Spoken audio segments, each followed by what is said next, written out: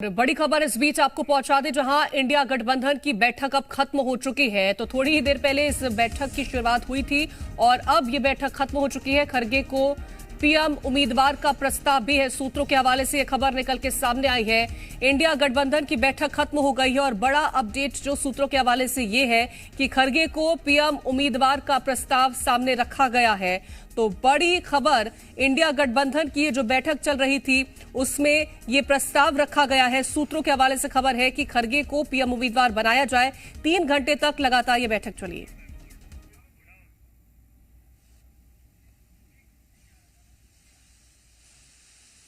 का काम चलना चाहिए।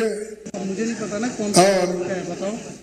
लोगों के हित में सब मिलके किस ढंग से अपने को एजिटेशन करना है या जो भी इश्यूज है उसको उठाना है।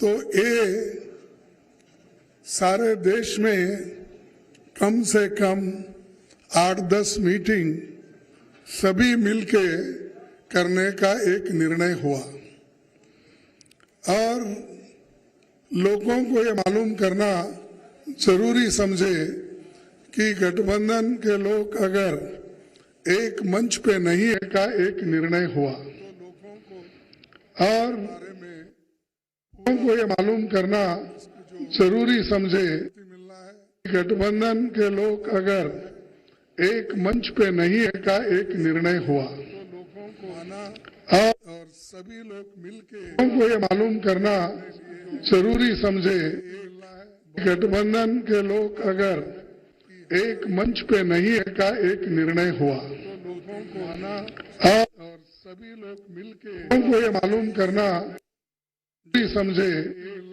गठबंधन के लोग एक मंच पे नहीं है का एक निर्णय हुआ और सभी लोग मिलके लोगों को ये मालूम करना समझे गठबंधन जो सदन एक मंच पे नहीं है का एक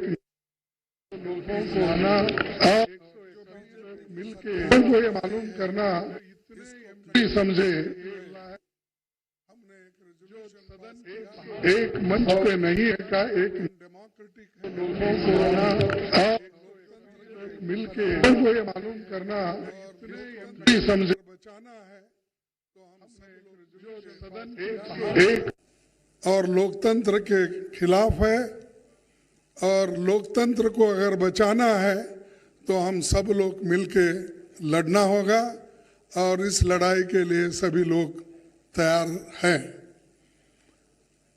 और ये पहली बार है हिंदुस्तान के इतिहास में डेमोक्रेटिक एक प्रोसेस में कि जो मुद्दा हमने हाउस में उठाया था वो कोई गलत मुद्दा नहीं था।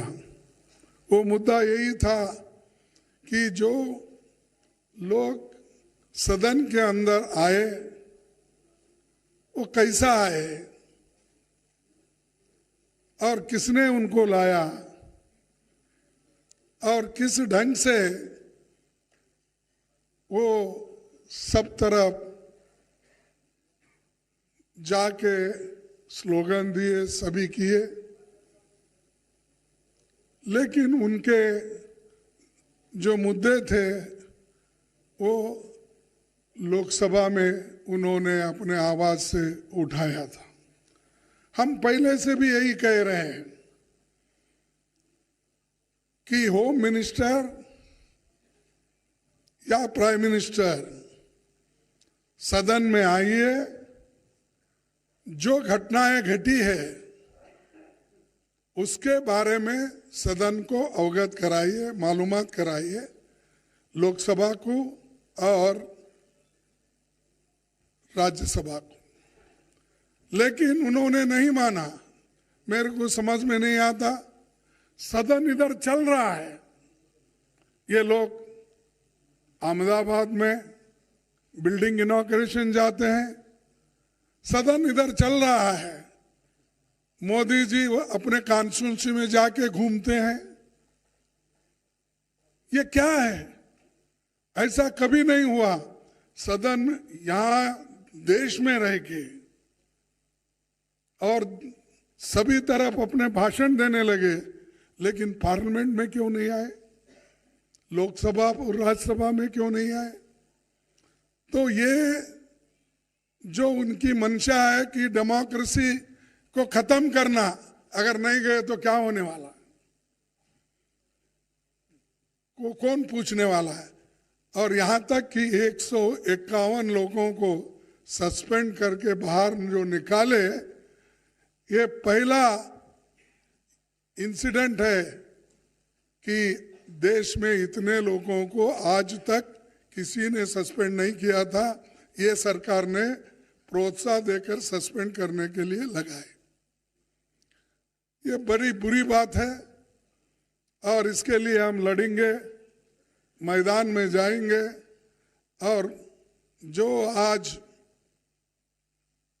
प्राइम मिनिस्टर और होम मिनिस्टर समझ रहे हैं कि हमारे सिवाय हिंदुस्तान में और कोई भी नहीं, हम ही हुकूमत करने के लायक है, ये उनका समझ है।